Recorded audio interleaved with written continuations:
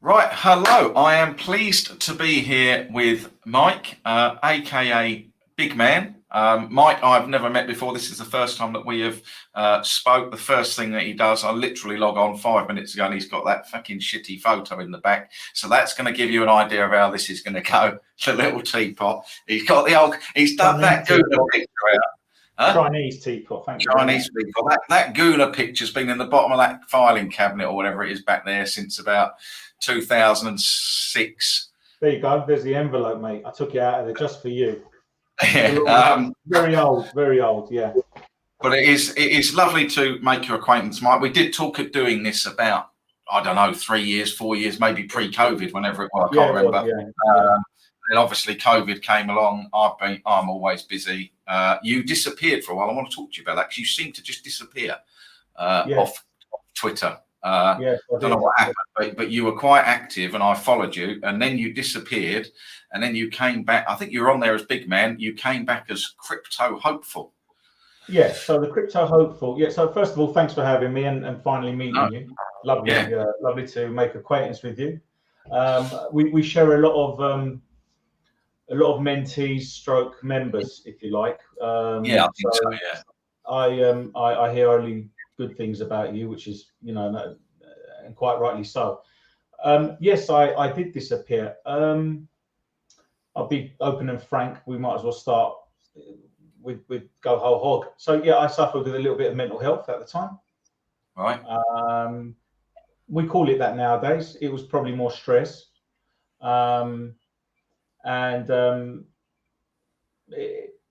A variety of things, nothing to do with trading or anything like that, if I'm honest.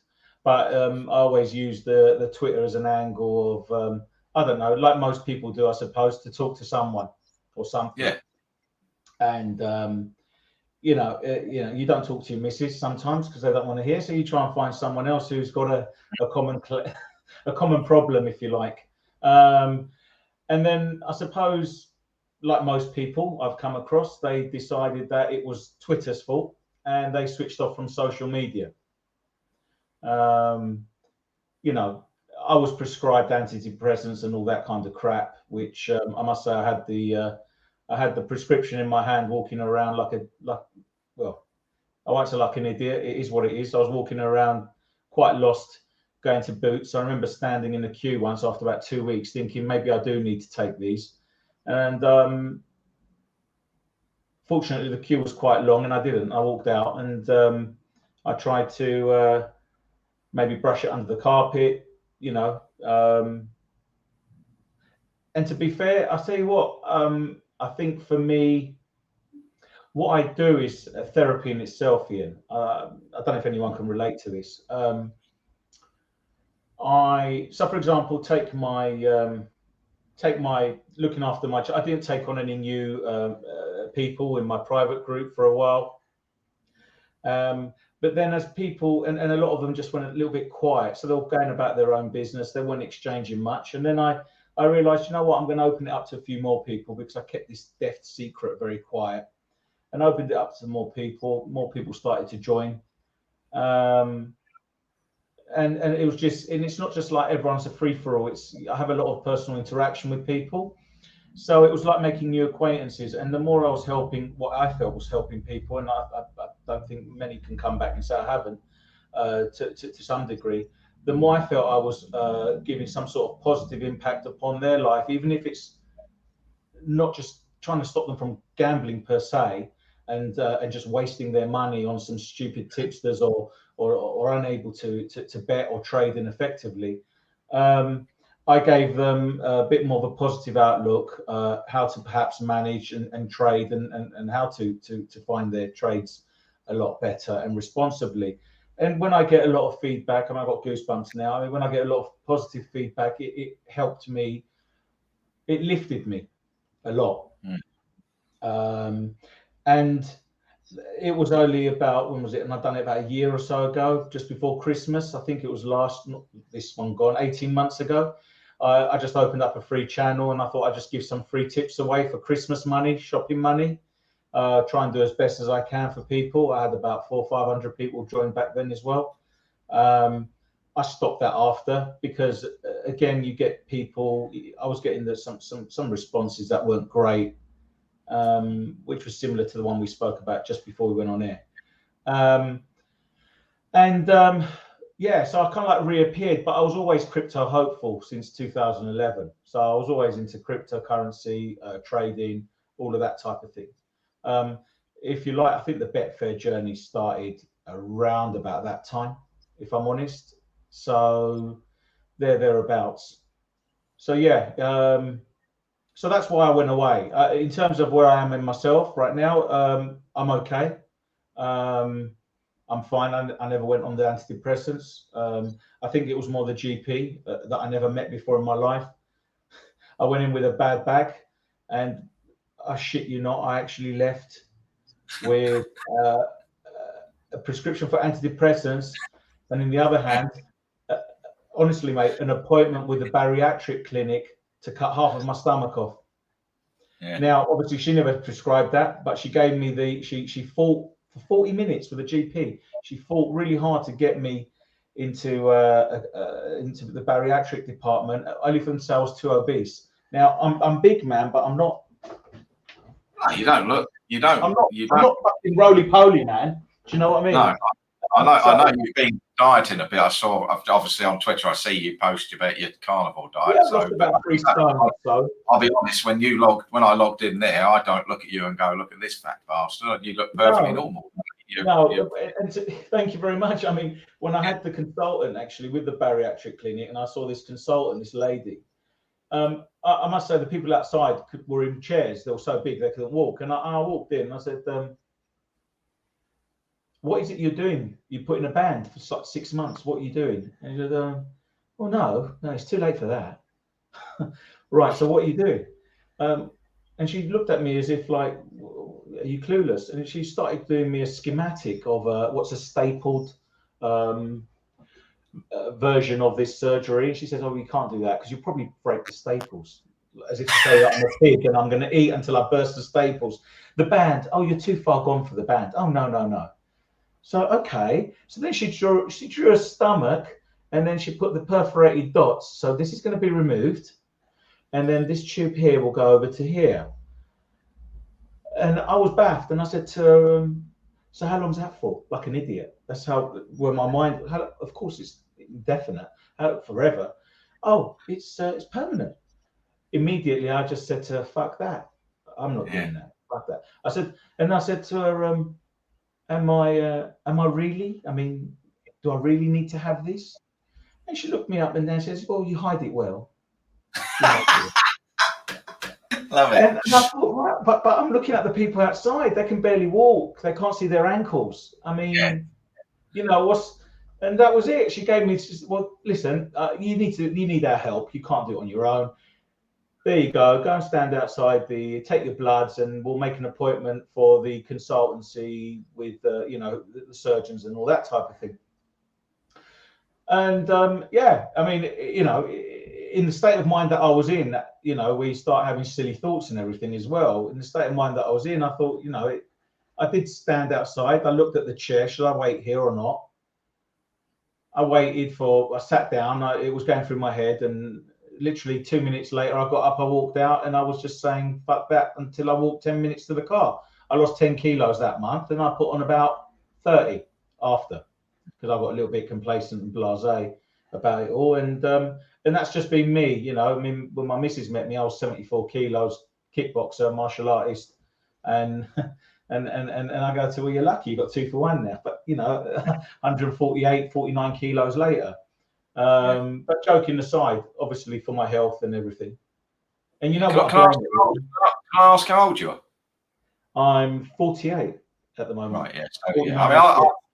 I think I'm 52. I think we just become a bit more aware of stuff like that, particularly doing what we do. Because I don't, I've got dogs, and when I didn't have a dog, I just sat in the chair, and I just didn't get out the chair. And I love my dog, absolutely. I've loved them all to bits, but the biggest plus for me is they make me get up and go and walk them. So I walk her 3 days a week. I just think, and I think as you get older, you're just really more, when you're 30, you don't think, oh, sitting in a chair is going to be detrimental to me, and eating a load of shit's going to be detrimental, and drinking 8 pints of lager. As you get a bit older, you do start to become a lot more aware of it. Yeah, 100%. I mean, I was, I probably, we'll probably go into that shortly, but I attribute a lot of my weight gain to this. Yeah. Without doubt, dog or no dog, my bloody dog's small, so it hardly needs walking. But I attribute a lot of it. I think in a way, I started to fall a little bit out of love with everything to do with trading, or Betfair especially. Again, conversation we'll move on to probably in a moment, but definitely more aware now, getting older, and mentally, when you can't tie your shoes in, or you find it difficult to slip the sock on, luckily I'm a little bit flexible still because of my history in training, but slowly I'll get there, and I will get there, and it might not be a 6-pack, but not at our age, but I'll lose enough to make me happy anyway. Yeah, good. No, that's good. Yeah, and ultimately that's it. It's what makes you happy. It's not what anybody else thinks or what they do. You got to be happy. I don't think being skinny will suit me anyway. It never has. I mean, if I can just get to 100 kilos, for some people that's massive, and if I get to lose another 30 kilos, and I'll be happy, then I can say I'm like Joshua or someone like that. Like me, like a machine, like me. Like you, they're even better. So let's move into, I mean, obviously, I've had mental health issues. I mean, I've talked openly about my life. I've spoken to my father for 25 years and found things out about him as I went through life, and it is depressing. And I did at one stage when I was much younger, when I first met Sam, took some tablets, and all that crap. But ultimately, you do battle through them yourself, and you're good. You feel good now. You seem to be in good. So I reckon it's supporting that fucking lot behind you, isn't it? They've had a good season. All of a sudden, you've all chirped up. Well, it's been a couple of seasons now, and it's started to show a bit of signs. So the seed has germinated. But as I say, I know nothing about you, so let's talk about. Obviously, this you do now full time. What did you have a job before? No? I don't. No, actually, yeah. So I had my own business. I had my own construction company. Right. So whilst I was afforded the luxury of running my own business, I had a lot of my spare time whilst the guys were out working, building, etc. So I had a lot of time to invest in doing this, and the aim was, I suppose, everyone's pipe dream. Oh, I'll become full time, and I did, and I went full time. I fucking hated it. Yeah. Okay. Yeah. And I hated it. That affected my mental health. What was it you hated about it? What was it you hated about it? The monotony of it's boring. It is. It's boring. It's lonely. It's lonely. It's boring. I mean, I was in this office for 8 to 16 hours a day, thinking that I had to be at the time. Yeah, I think that's right. Yeah. The wife will be indoors, and then I'm at the bottom of the garden in my office, and the wife will traipse down in the middle whilst I'm doing something or in a trade, and she'd come in and she'll start yapping. And then before you know it, I'm down 500 quid, £1,000, because she just distracted me and came in, things like that. Yeah. And it didn't become healthy for our relationship, if I'm honest. It wasn't great for me with the family, because I started not to enjoy it. And I thought, well, I can't do this from home anymore. This is the whole point why I've got this here. And this was what I wanted to do. And, full time, I thought, because I kind of was going down the semi-retirement route anyway.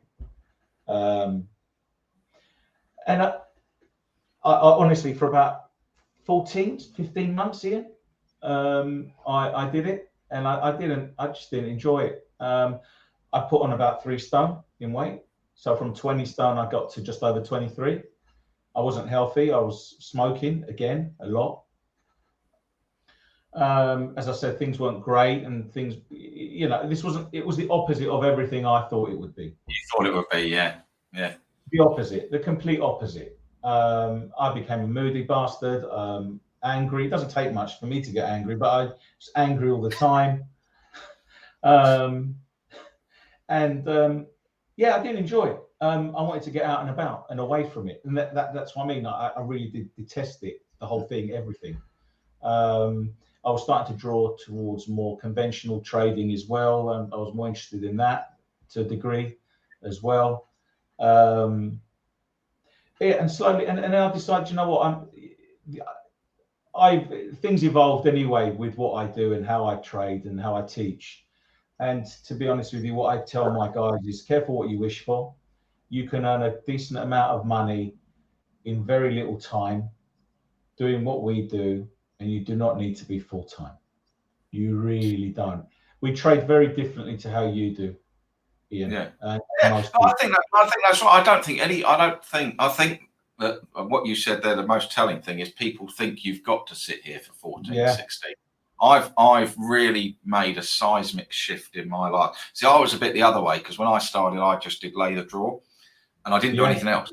I just started. I'm going back 2007. It was make hay time. The prices moved a lot differently, but I'd sit at home all day, and because I only did football, and I'm so disciplined. I'm not looking at racing. I had to wait till 8 o'clock in the evening. So I was getting up at 8 in the morning. My missus was going out to work, and I was just kicking around thinking, I just don't know what to do with myself. I'm bored out of my mind. I don't know what to do.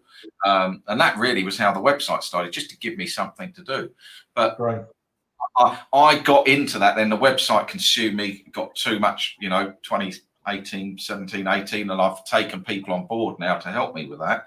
Because I thought, I'm exactly like you. I thought, I just don't want to sit here all day doing this, dealing with email, trading. I want to do what suits me. And I've really shifted my life since COVID to helping more people, because I really enjoy that. That makes me tick.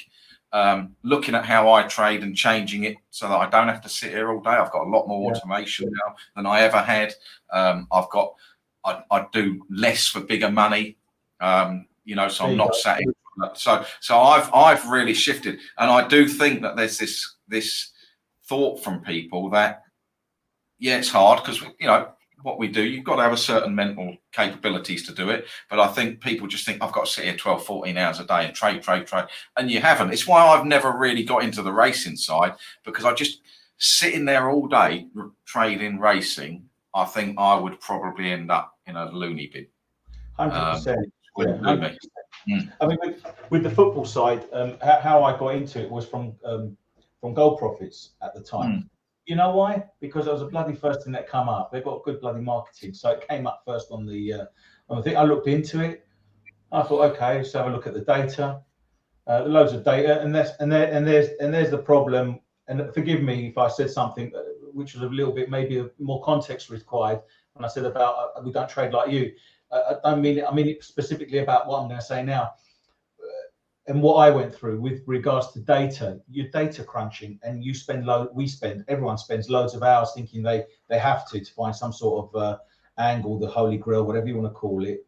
And everyone's looking for it, and sometimes it works and sometimes it doesn't. And obviously it comes to nothing or a loss, especially because people don't understand staking, don't understand themselves, don't understand how to bet, full stop.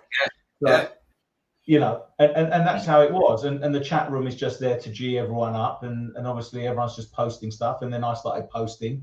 My name was Bigman then. I didn't know what else to call myself. The Africans and the Eastern Europeans were calling me Bigman, the security guys at the DIY shops, builder depots and that. Whenever I was walking in, Bigman. So I just thought I'd call myself Bigman. That was it. That's how the name came about, by the way. I just throw that one in. But there's me on my phone looking at all the data, the stats. Oh, look, 85% over 1.5. Did it go over 1.5? No, it fucking didn't. It was 0-0, and, I kind of like took a step back a little bit at that moment in time. I thought, no, I didn't want to get involved in horses because I had this stigma about, people smoking William Hills back in the day when we were kids. That's gambling. That's the crack of all betting and all that. So I didn't want to get involved in it, and slowly I did. And then I just kind of like drew away. And what I did, I just spent not exaggerating, but I spent thousands of hours watching markets on Betfair, football, all sports. And to get to where I am today, I told someone the other day, I sacrificed my 40s for Betfair. The amount of hours, and the reason I say that is I spent more money with Betfair, shit thing to say, than with my family. The shittest thing I can probably say ever. So anyone don't fucking do it. I mean, I totally agree. I mean, I've said exactly the same. That my biggest regret in life, and they've done well out of it. You know, and I'm proud my boy went to Cambridge University and that, and I was able to help him and support. But I still can't get back. He was 12 when I went full time, and weekends I never saw them because I did this. And you can never get it back. And I mean, I was with a guy yesterday, an FTS member yesterday, and he knows my boy, and he said, your boy's lovely. And he said, I envy your relationship you've got with him. He said, you're like best friends. And I said, I tried to make it like that as he's got older, because I had a shit relationship with my dad, and I don't want to have that with him. I would never want what I went through for him to do that. And I've got that guilt of, actually, when he was a youngster, I probably wasn't there enough, and he had real mental problems at university. I got a phone call one Saturday morning, 8:30 in the morning, he was going to kill himself. I had to drive up the M11 at about 100 miles an hour, and all that's in my mind when I'm making that drive was, this is because I neglected him when he was younger. He says, no, it's not, but it is something. You know, I say, you've got what you say, Dave, right? This is a means to an end, and this, that, and the other. But your family is your family, and it's all important for me. You've got to get that balance right. Yeah, 100%. I mean, when people used to listen, Ian, I don't charge a small amount to teach people. All right, it's known. I don't charge. And the thing is, it's because I invest, and it's a one-off, and I invest so much time with them daily if they want to communicate with me. So it's non-stop. So the reason I say this is, before they join, I want to see what kind of a bloke you are. Because if you're a tit, I don't want you. If you're someone that's going to come in and start wanting, you know, or mess around and jump in with money and whatever, I warn them. I try and see what kind of a bloke you are. Look at your Twitter profile. Understand where you are at right now in your journey and what kind of help you need. I try and kind of like do a kind of like a qualification process. I've got a decent amount of people, and they're all fantastic, and I love them all. They're all brilliant guys in my group, and I take pride with looking after them, and you know what, and they look after me because they communicate back with me. That's right. But yeah, in terms of having the neglect side, and I try to look after them just like I look after anyone else. But the neglect side of things with the family, as you were saying just then, is I can't get that back. And I suppose the one thing I say to people is, you're taking a shortcut here with me and with you. What we aim to do is give people a shortcut of how to become maybe not successful, but certainly stop losing as much money as you have. Worst case scenario, that is, and you will have all the support you need, and and that is probably the main thing I take away. And obviously those that stick at it and study, but if I've spent many years analyzing markets and whatever, and I can pass that on to someone, and I tell you what, I'm not embarrassed. I don't pass it on for free because I'm not a mug. I'm not gonna, and I totally agree with that. I mean, I was just going to say, like you said, your group, and you in effect, you pre-screen people, there. And if I had my time again, Andy Richmond's a horse trader who has become good friends with. Andy's like you, he's got a small group.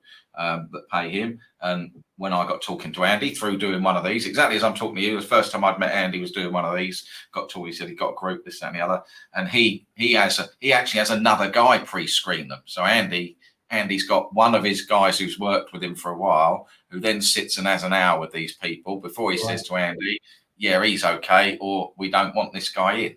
If I had my time again, and I think you've probably experienced this with your free group, when you open your doors on the internet, you're basically opening to wherever you like. And there's some absolute divs, nut jobs, bell ends, just plain horrible fuckers, people who just want to moan and crit. And I've dealt with all of them. And you know, that's when I said the website came on top. I just thought one day, I can't fucking do this. I've got two choices here: shut the doors on it, or I need people around me who can siphon this off. So now I have a woman who I really like. She deals with my email, so I don't see it. I only see the ones I need to see. I've got a guy who deals with all the website stuff. I've got Alistair who does our data. And I think that's right. But see, you're pre-screening, and then you have a free group. That's where you've probably got both ends of that, because in your free group, that's where you'll get your bell ends who come in. And the word I got told was, do you know this bloke? Before we arranged this, do you know this bloke, a massive narcissist or whatever it was? And I'm like, well, I don't know him, but you seem to be, you know, trying to ask me about you. And I go, well, I don't actually even know him. I've no idea. I know he's successful at what he does. I know a couple of people who are under your wing who've said, fantastic guy, nice guy. But when you open that free group, when you do anything for free on the internet, you are going to get pond bottom dwellers, tire kickers, bell ends, and you're going to get obviously the other end, the great people. It's just you can't filter it. I get a lovely mix. So, but when I say mix, I mean I must say the shysters have moved on a little bit now in that free group. So the free group is give something back. Yeah. I did one or two freebie videos which were posted by another provider of racing data. Okay, on their YouTube channel. I did it for free, maybe to help, just something. Wasn't anything special. I must admit though that angle is actually quite profitable. Short term, of course, but it's profitable. But it was only just to highlight some things that I take for granted that people might not be aware of. It would never lose my edge. I mean, my edge. It's what we do is edgeless. Yeah. So there's no edge that if I share it with 100 people, it's going to go away ever. Not really. But so, you know, or 1,000 people, whatever, it might do eventually, but it won't go away as in like your normal system. Oh, you'll lose your edge, that stereotype type of thing. So, I couldn't believe some of the response I got was so positive in terms of, I never thought of that. I never thought of using that. Oh, what's that for? Oh, thank you so much. And for me, that's worth it. That's really worth it for me. I appreciated the feedback. Obviously, some people, and I still get them out today. Does your free group, this other one that I did a webinar for, or do you offer tips? No, I'm not a tipster. I'm not a tipster. I always say edutainment, which is something that I nicked off of these other YouTubers. You know, it's a disclaimer. It's an education stroke for entertainment. You don't follow it. You follow it. It's nothing to do with me. I'm doing it for just entertainment reasons. And maybe if you can look back and see what I'm doing, and if it helps you in any way from an educational point of view, so be it.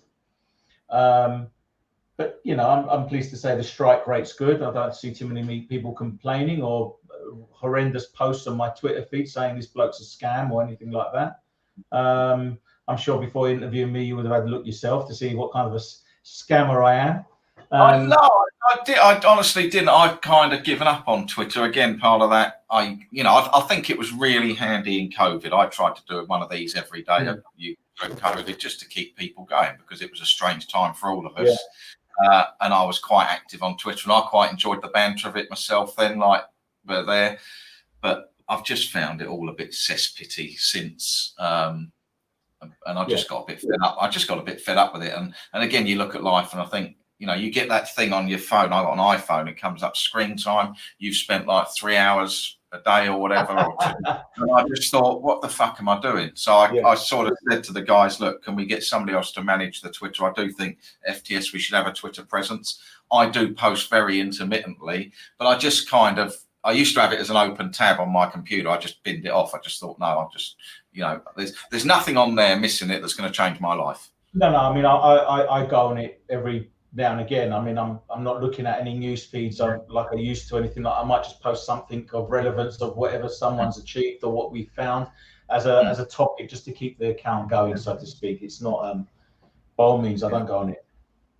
What so obviously you trade by looking at the markets, but you do other stuff as well, I believe. I mean, I genuinely, tell me if I'm wrong, you do a bit of obviously you must do a bit of crypto, gold, cryptocurrency, USD, JPY, Japanese dollar, Japanese yen dollar,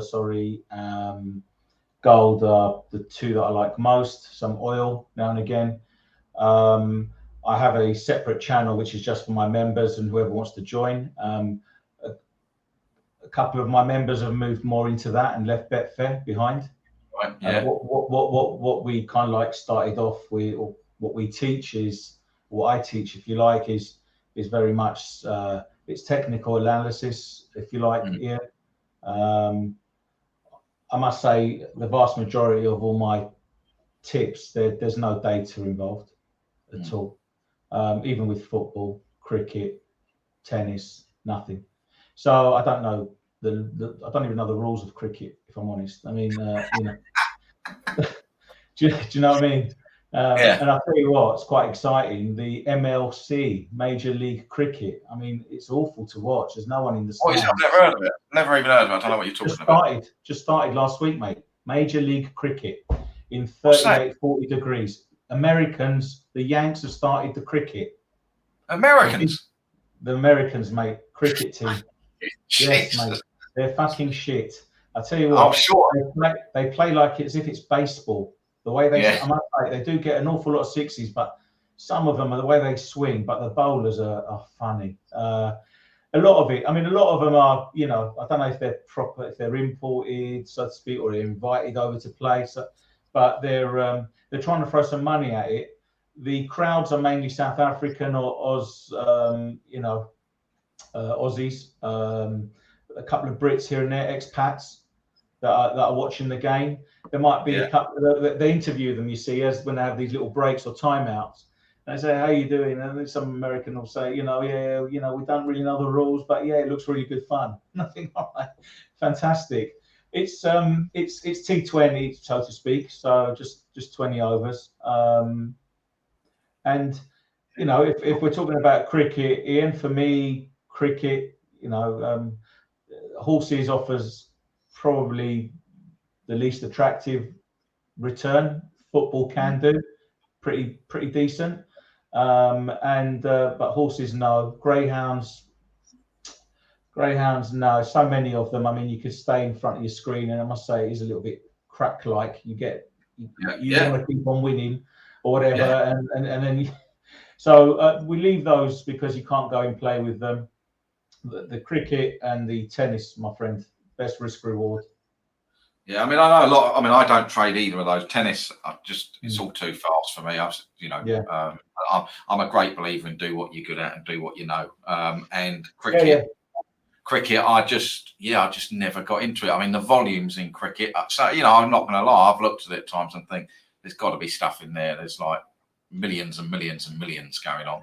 But I just don't know enough about it, and I'm probably too long in the tooth to learn. It's just I go with a kind of like a contra bet approach, if you like, to a lot of things. I don't believe that any market is pure. No, I agree with that totally. So nothing, obviously, what we hear on the news and who gets caught and so on, it's so small. But corruption in sport is massive and widespread, and that's we take that on board, and that's what we look for. I've got different, I urge people to focus on a sport that they like, and stick to that one sport until they master it, because of there's loads of people doing different things. So when you see someone making a 600, 700, 800, £1,000, sorry, 1,000% profit ROI on their money, everyone says, oh, well, I want to start doing that. Of course, they don't give the time to study on it. Yeah. And they fall flat on their ass. You know, the football, from the football point of view, I suppose we're not that dissimilar in what we do. And how I did a webinar recently, it's not that dissimilar. I always believe that. So back in the day, I zoomed out and looked at it from up here, and I looked at it and I thought, well, the bookies played, and so do trading, obviously, firms, hedge fund companies, they pay a ton of money to people to come up with algos. So obviously those algos are expressed in price form, and therefore I look at a certain price bracket or how I convert into coefficient, and then we look for patterns, and if you can combine that with what I do, then that's fantastic. Yeah, I mean, you can do it on its own, and it will still be fantastic. So I think that, I mean, that basically is how what you've just said is pretty much how I operate. That's how I think there's a danger that people think it's a lot harder than it is and make it too complicated. But it takes all the other bits that you mentioned earlier, and you just said it there. It is the sticking at it. It's developing a process. It's the money management. It's all those things that people tend to let themselves down with because they're so intent on finding some convoluted method to trade or do. It's very simple. It's very simple. So it is very simple. What was it? The hardest, easiest way to make money in? Yeah. I mean, whoever said that is like spot on. All right. Yeah. When someone calculates their yield or their profit and loss, and they take the number of bets, i.e., strike rate, etc., and your staking amount and your capital and all that, if they just zoom out and look at that formula, which is quite simple, it's made up of staking, number of bets, basically your odds, obviously, but that's all linked in with your strike rate. Yeah. But it's your staking. And people don't get that, and people go full tilt. People go full tilt. Yeah. I mean, you was telling me before, Mike, you got into a little bit of a thing on your Discord, and people were. Yeah, I mean, just to put some meat on that. Obviously, I mean, I haven't met. I stress it just because people might. I don't ever want people to think these things are staged. Literally, one of my members said, "You spoke to a few people, think you'd get Bigman on," and as I say, we talked about it a couple of years back, but. People ask me, I mean, I don't know why, and I'm not fucking interested, and I don't invite it for whatever reason, and perhaps it's because I've been around since 2007. I get told daily, certainly weekly, almost daily, about other people's services, and have you seen what's going on over there, and do you know anything about that, and what about this system on gold profits, it may be, or the and obviously you started whatever you started group wise. A couple of people asked me about you. Do I know this guy? And the one guy who, a good friend of mine is Gary Smith, and I think Gary sat with you a long time ago. Lovely guy, Gary. And Gary said, "Mike's a really good, genuine guy." So that's it for me. If Gary said it, I'm happy. That's fine. I said, "No, I don't really know. I've never spoke to him. Understand he's a good lad, makes money, blah blah blah. Don't know what he does, this, that, and the other." And then a couple of days later. I don't know what you post, but it's something like you put some lays up and that, and I had a couple of messages. Do I understand it? I said, I have no idea what you're talking about. And then, it's all kicked off. He's being called a narcissist. Is this guy right? He's had some guys in Discord who've got a group, and they told me the link of these guys, and I just Googled it, and their site came. I've never seen that. I thought, fuck this, Ian. It's nothing to do with me. Get out of it. But yeah, basically, you were getting called a narcissist, wanker, whatever. I don't know by who or what for.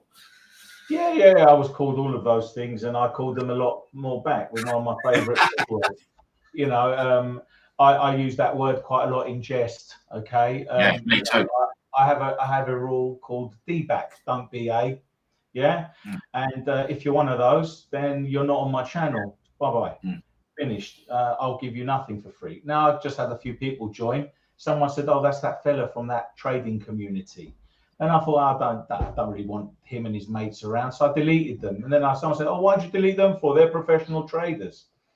Anyway, I deleted them, But what happened earlier in the day, I was about 40, I think, something like that. Is it 40 something, or I don't know, say 40 straight lays in a row, the sequence. So it was going well. I posted a load of lays. It was, you know, a good run. And all my lays are kind of like top 2 mainly, maybe 3. So they're all quite decent odds. And one lady, a mum, she decides to, she was saying how she thanked me, and I've made her day. I've helped her so much to buy presents for her kids' birthdays, and that she doesn't have to put it on a credit card. I said, fantastic. I said, just be careful how you're staking. So I thought, here we go. She's going to think we're going to be winning forever, and then maybe one day put that 500 quid on. Yeah. I checked her out. I saw that she follows other tipsters, and I thought, and then I started having regrets about doing this free channel. Anyway, she obviously lost a few tips from these other tipsters, so she came to me. She also said to me, Mike, do I have to offset? I said, listen, my approach is straight lays. If you offset, I'll mention it, offset, or you manage it how you see. It's your money. I'm not telling you how to do it. You don't have to. It's up to you to manage your own trade. Of course, that one moment in time, she's obviously gone full tilt because she'd lost some money. Anyway, I posted one trade. The good run came to an end. She lost £1,000. She lost £1,000. And it was Saturday. And the reason why I mentioned Saturday is she told me in a private message, oh, I don't trade Saturday. I look after my kids on the Saturday. Mate, I freaked out. When she posted in the chat, oh, I've just lost £1,000. You have no idea how pissed I was. I DM'd her and I said, fuck's sake, you need help. I said, that's not on. I thought you didn't trade Saturdays. And you know, I said a few other things, not horrible, but along the lines of, thought you looked after your kids. What are you doing spunking £1,000? And that kind of thing. And that was it, you know, without getting too deep. And then she obviously went and told these lot, had a moan, and then they came to me, joined my group and spammed me and made a fantastic video about me to get some clickbaits. And they don't even trade sports anyway. So, but they just make good videos. Before he came online, he said, I hadn't heard this, it's brilliant. His name's Bigman, calls himself Bigman, absolutely fine as explained. They call you Bigman.com. Right, yeah, Bigman.com was the thing. I must say, I did chuckle a lot. You have to laugh, don't you? I mean, fantastic advert, because what it is on my profile, I've got a registered site. I haven't got time to do it or anything, but I just registered it Bigman.com. So they put Bigman.com, and I thought, fantastic. I thought, what about? I mean, how messed up have you got to be, and how much time do you need in order to do that and actually sit down? How much time you got? Yeah. I didn't tell you that, did I? They didn't make one fucking video. They made 2. Did they? 2. Same day. They made 2 videos about me. They took some photo shots of my site saying about my rules, saying this man has no respect for people with their northern accent. This man is like Mike from Nottingham. I'm not Mike from Nottingham, but it doesn't matter. Maybe for legal reasons they said that. Yeah. But yeah, if you're watching, unbelievable. Absolutely unbelievable. Absolutely unbelievable. So what's the future like then? Where are you going with it all? Just plug away. No, it was like I say, it was something for a rainy day, so to speak. Listen, I enjoy what I do in terms of teaching. I did a football webinar, which, if I'm honest, was probably good value for money. Very good, cheap. It gave people some ideas. I'm doing a horse one this weekend, so again, good value. Just teach a few people a few things, a few tricks. Nothing that you can find on YouTube or for free. Basically, that's the way it is. Because YouTube's full of shit, really, mainly. It's just smoke and mirrors on YouTube. That's why I had to learn by myself. Or you go and pay someone to get proper mentoring and advice, like yourself.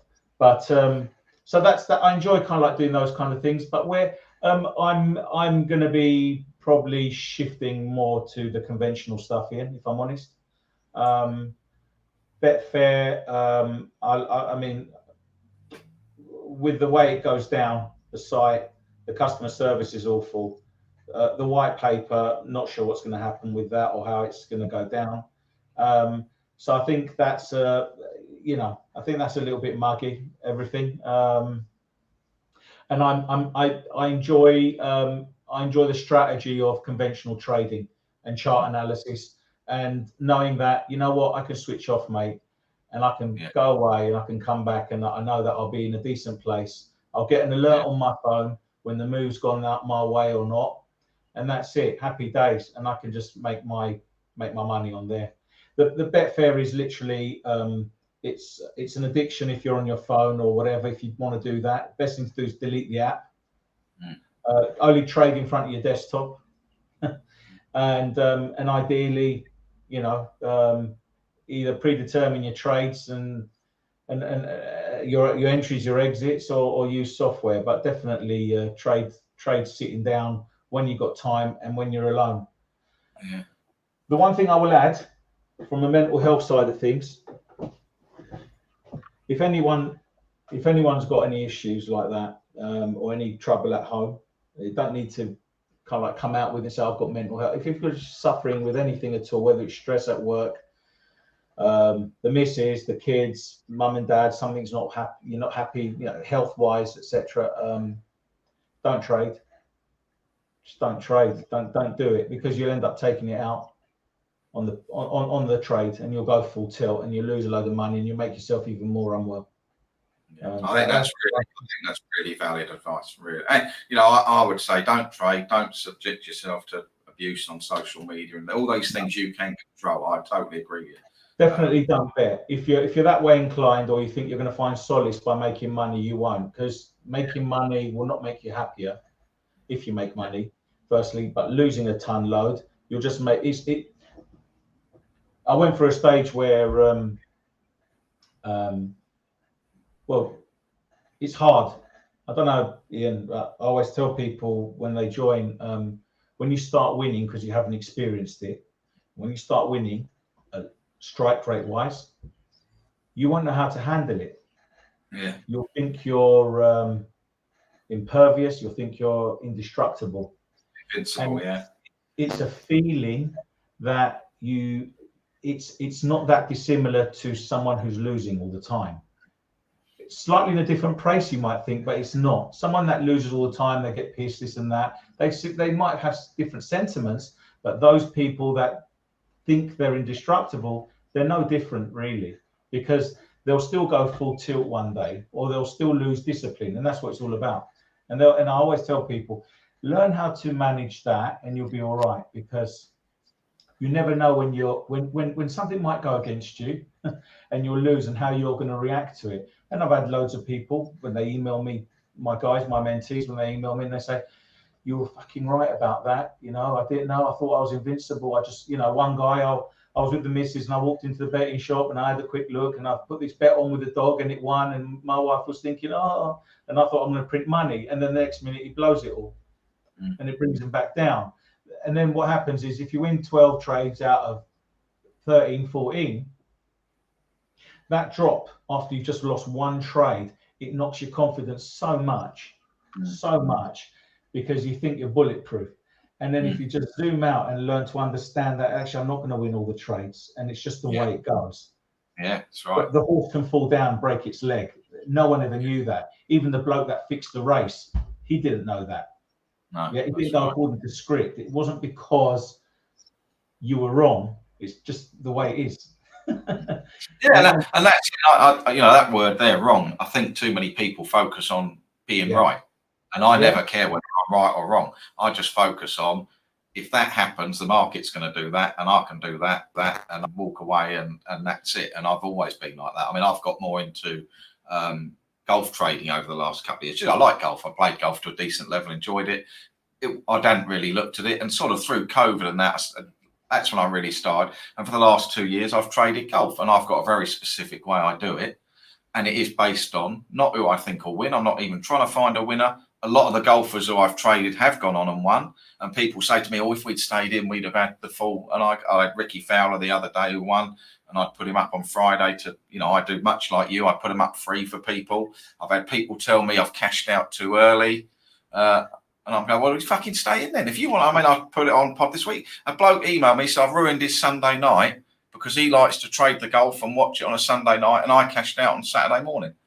And I'm like, well, if you want to trade the golf Sunday night, pick your own golfers and trade the golf Sunday night. Leave me out of it. I've got a very specific way, which is exactly what you say. I know when I want to enter, I know when I want to exit, and I'm happy. And if it turns against me, I take the loss, wipe my mouth, and move on to the next tournament.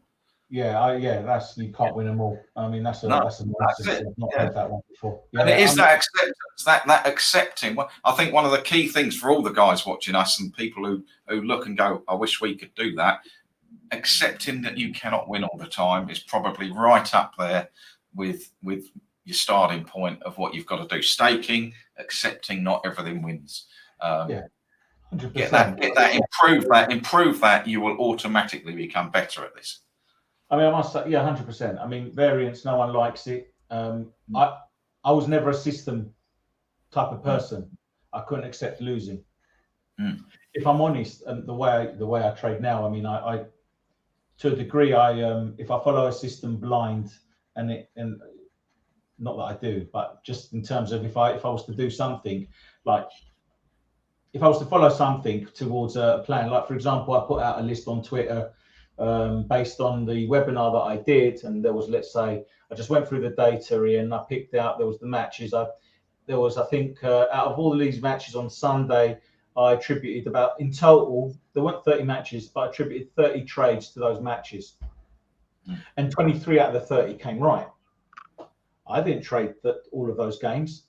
I might have looked at one or two of them, and I maybe traded and bet at a certain amount of time, whatever, and certain odds, but I never took the pre-odds or went with all of them. It's not what I do, and it's not what but I don't like that losing variance. So when I see people saying, oh, I'm on a losing run now of 13, 14, 20, 30 points, for me, my psyche wouldn't be able to handle that. I'm not, because I like to be a little bit more in control. I'm not a system better. However, and I'm not, and just to put it out there, because we haven't discussed this, because I don't believe in betting banks. So you obviously, the way maybe some of your members, they'll say I've got a 100-point bank or whatever, depending on what that amount is, and I split X amount. I'm not. Everyone asks me how much of a bank do I need to be able to trade with you? Nothing, mate. You got to learn first, and then you can have a bank. But the way I trade is I have a flow, whether it's daily or the day I'm going to trade. I have a flow, and I will use that. Doesn't mean I'm going to use all of it in a trade, but if I want, or if I'm confident enough, I might use at least half in one trade. Yeah. And so, or I might use all of it if I'm really confident. Yeah. But the risk reward is never 1 and 1. You know, it's a lot more. So yeah, I'm not a proponent of or a student of the systems or of a 100-point bank, and never have been. It's not how we trade. It's the same with the markets as well. The conventional markets. I have a certain amount of money. I will use a certain amount, but I'm not messing around for peanuts and making. I've got a £5 bank trading gold, and I made £2 today. It's not what I do. It's just you've got to be right, because a lot of people, again, if you look on YouTube, they say this system, it generates a strike rate of 40%, and it's a 2-and-1 risk reward, and all of that. And over the life, we do a back test, it generates this, and this. Not interested. I'll look for the opportunities, and I'll trade in a certain way. And again, that is all about what suits you. See, I've got fixed odds stuff that I do. Again, I've pretty much automated all of it. I don't really touch it, look at it. I treat it. I just treat it as an icer. The bots run. I check the bots are working. Let it run. I enjoy trading. I enjoy trading more now because I've got it more in check with my life. If I want to go up and watch Spurs play, I mean, Gary and I'll tell you, I used to be on my phone. I used to take the phone and do that. And now I go, no, I'm going to go and watch the football. if I want to go and watch a football, I'm paying 150, 200 quid to go and watch our shower shit. And I was sitting in there, just looking at my phone. And I thought, what the fuck am I doing? I'm just, I have a beer, but I'm just sitting watching. I've got to check this, got to check that. Fuck that. If I'm going to the football, I go to the football. And I say to the guys now, right, you're on your own. I'm going out. I'm going to watch the football. And I don't go to every game, but if I go, I want to, and it is just, everything is about doing what suits you and getting it in check. And then managing yourself from there as much as what you do. 100% managing yourself. Rules. You need rules in your trading life. You need rules, you need discipline. The discipline, people don't really know. Discipline thinks, oh yeah, I must be good, and I mustn't use all my points on my bank, and a fixed stake in this and that. Yeah, but 1 minute. Those are simple, basic stuff. You need rules. The rules are how much time you're going to spend, how much you can expose yourself to. And guess what, Ian? Biggest one. When is enough? How much profit do you want to make in a day? Because I tell you what, because people already spend £10 a stake, and you made £10 and you want more. Maybe you can't afford it because your bank ain't big enough and you need to wait. Right? Yeah. Or do you want to win 6 of those and make 60 quid? That's a perfect 6 out of 6 in a day. Or will you only stop when you lose the lot? That's the one. People only stop when they lose the lot. Because at the end of it, they get cocky. And it's what I said to you. People don't know how to take winning. And in the end, they get cocky. And that £10, especially if it's laying, that £10, and let's say they laid horses above 6 odds, which I don't, by the way.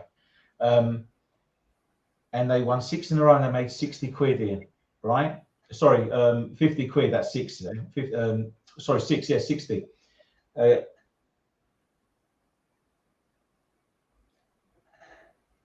7th one comes in, wipes out their profit, loses. Wipes out their profit, it loses, and then they go full tilt, and then they reload their Betfair account, and they go again, and they lose 3 times what they started off with the day. Why didn't they stop at 60 quid, for example? Because it's not. No, that's it. The question is exactly what. It wasn't enough. And this is why when I see someone on Twitter, because that's where we see a lot of the Twitterati shite, when I see their profit and loss, and I see like fucking 30 trades, 46 trades, and I think, mate, they started the day off really good, and after trade 10, they lost 80, 100, and then they started going full tilt. You can see their winnings were bigger, their losses were bigger, because they didn't fuck their head up. Yeah, I agree with you totally. I mean, I have. I mean, you learn so much doing this, and I just trade completely differently, volume and everything now to what I did, and it is getting that life check balance and controlling it. And I don't have 46 trades in a weekend, and I see that. You know, I used to see these things and think, fuck me, what are you doing? I just used to think, what are you that consumption of life and people thinking that's right. I'm as far away from that as I could ever be, and I wouldn't want it.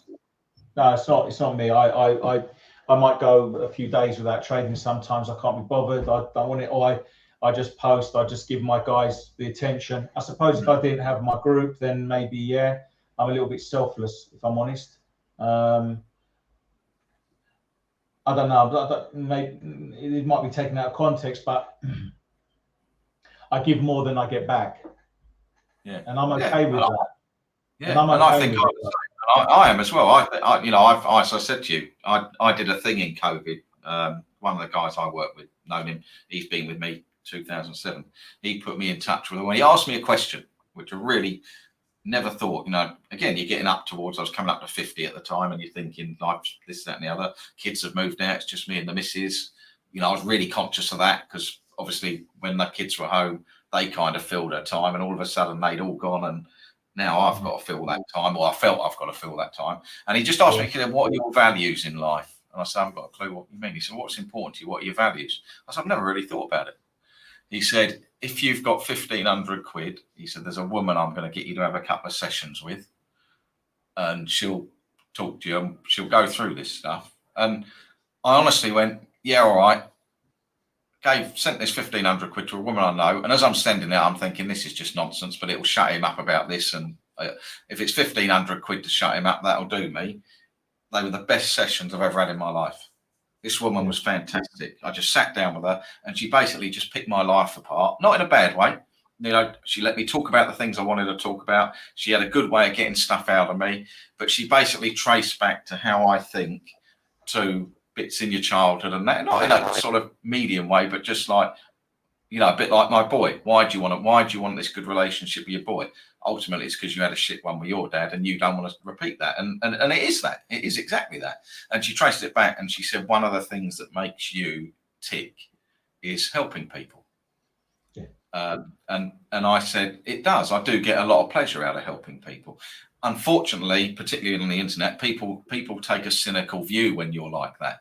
People think you're always, I mean, one of the words I used in one of my pods is, what's the agenda? Why are you doing? Not doing it for any reason. I've done hours and hours for free on Zoom, hours. You know, I'm talking hundreds of hours with people, talking to them, having exactly the same conversation with 50 different gamblers, staking too much, you're trying to do too much, all this.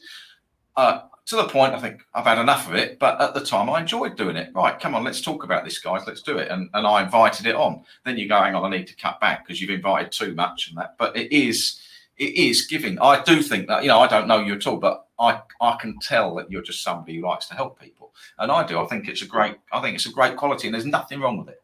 There's absolutely nothing wrong with it. What was it a cognitive therapist? Was it Ian? I don't really know what she was. She didn't come with any title. It was just a woman he knew, and he said that's what she does. She just opened a coffee shop. She'd been a property developer. She'd done a bit of everything. I genuinely went into it full of skepticism, and I just really enjoyed talking to her. It was just 4 or 5 sessions that it made me just look at what I do and my life and how I approach things completely differently. And then you try and pass some of that stuff on. You try and think, actually, I know I can help some people with this. I mean, I'd recommend that to anyone. I mean, maybe drop me a number in a DM, because I'll tell you what it is. It's what you said there struck a chord. I mean, I was born in North London, in Islington. We emigrated to Cyprus in '88 when I was barely 14, and I did my national service at the age of 19 and 19 and a half, something like that. And I wanted to beat everyone up when I went in after 3 days. It's very violent, just wanted to batter everyone because I couldn't handle taking orders. And I decided then that I needed to go and see someone. So I had therapy myself at that age, just for my anger issues. And it was all brought back to my childhood as well. Getting battered by my dad and all that kind of crap.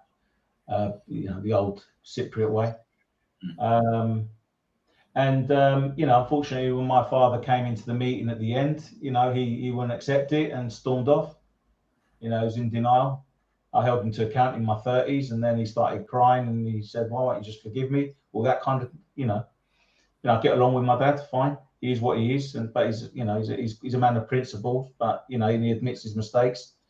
But the point I'm making, and what you've just made, is speaking to people, because my therapy sessions were just me talking. They just ask the open questions. And then you're actually answering your own questions in your head. And I was kickboxing. I was beating the shit out of a punch bag and anyone I was sparring with at the time. And I didn't want to do it anymore after my therapy. And it's funny, there was a British Forces counsellor in the gym at the time. And when I was doing the kickboxing, I told him, "Oh, I'm actually seeing someone at the moment." And he says, "Lovely man." He says to me, "By the time you're done, you won't want to do this anymore." I said, "Nah, bollocks. I'll always do this. I love it." And he was right. I lost the appetite for it. And you know, don't be surprised. It can have a massive change on your life just talking to someone, preferably a stranger, like that. So it's always worth, you know, just to echo what you're saying, it's always worth, if anyone needs to go and speak to someone, and just seek that advice, but don't talk to a friend, because your friend's going to think. And I think that was a big part of it. I do think it's the fact that I didn't know her, and she just started talking to me and asking me. I mean, I'll never forget, at the time I was doing pods every day, and I mean, I went to Japan. I was going in the toilet of the bullet train in Japan doing a pod because I felt I had to do them. because people were listening to them, and I was doing it because I didn't want to let people down. And she just said to me, she'd listened to a couple. I was a bit embarrassed because I effing blind on them and used the C word, this, that, and the other. And she said, I listened to a couple of your pods. She said, quite entertaining, this, that, and the other. She said, but you don't want to do them every day. I said, no, not really. She said, well, why do you? And I went, well, because people want them. And she said, Ian, she said, if you get up tomorrow morning and don't do a podcast, is the world going to stop? She said, you might get a couple of emails saying, where's the pod? She said, but no one's going to die there. And she said, you're probably going to feel, and I got up really like this, almost like a crack addict. Like you said, I thought, I've got to do a pod. No, I'm not doing it. And then I spoke to her 3 days later and she went, what happened? I said, nothing. She said, how do you feel? I said, I feel fucking marvellous. Because now I do them when I want to do them. If I want to do one, I do one. If I don't want to do one, I don't do one. I can relate exactly to that. What you just said there, spot on. And that's what happened to me in Twitter before I shut down, because I hit the peak up here. And I shut it down. And with the free group, if you go back to the beginning, I was bloody shilling out these tips. Not because I was going on all of the trades, just because I felt that I had to keep people happy. So the more thumbs up I got and hearts, I was posting out more and more. And then when one lost, because I shouldn't have done it, just to make people happy, and it lost, I felt like I went, out of order basically. And now I'm much more relaxed. I've been posting far fewer than I have at the beginning. I only posted one race today, but 2 trades in one. Both came decent. And over the last, let's say, I don't know, week, 2 weeks, it's only about 30 trades or whatever, something like that. I don't do it all the time. You know what? Because I don't owe these people anything. No, that's right. That's it. They're following me, right? And I'm just posting stuff. And if I'm keeping them entertained, I don't owe them nothing, and they don't owe me. And that's why sometimes that word I keep on saying, zoom out, because sometimes when you get entangled in it, you think you owe the world and to make everyone happy. But as you know, we can't make everyone happy. That's impossible. Right, Mike, I am going to have to wrap it up. You're a busy man. That's right. I think we will do this again. But I've got 2 things for you. One, I really appreciate the fact, I don't appreciate the picture, but that you haven't chosen the opportunity to have a go at my shit show of a team. I decided not to. I'm going to ask you publicly, do you want to come to the new stadium and watch the North London derby with me? Yeah, of course. Yeah, definitely. I will stay in touch. Your stadium's amazing, mate. Amazing. Well, we'll do that. We'll meet up and I'll take you to the game and we'll have a bite to eat afterwards. But we'll stay in touch. I am going to be on some meetings this evening, but I will drop you a line tomorrow. And you don't follow me. Huh? You know you don't follow me on Twitter. I don't follow anybody. I wouldn't know. I'll put that right. Why is he following me? I'll put that right. I can do that because I have got it up because I sent you the link. So hold on a minute. How do I get you? I don't even know how this shit works half the time. No, I'm joking. I was just jesting. No, I'm going to. I can't. You're one of the. Now I know you. You're a decent guy. Follow. There you are. Done. I'm following you. There we go. Thank you very much. And I'd love to take you up on that offer, or even if it's just to meet for a drink or something to eat, mate. Yeah, we'll do the football. I think we'll stay in touch and we'll perhaps schedule another one of these as well. I think there's more that we can explore over time. Yeah. Now it's gone really fast, if I'm honest. So that's fantastic. Yeah. Absolute pleasure. And I can't thank you enough for coming on. I really appreciate it. And you're an absolute gentleman. It's a real pleasure to meet you. Thank you. You are too, mate. Thank you. I'll see you later. Thanks, mate. Bye. Bye. Bye.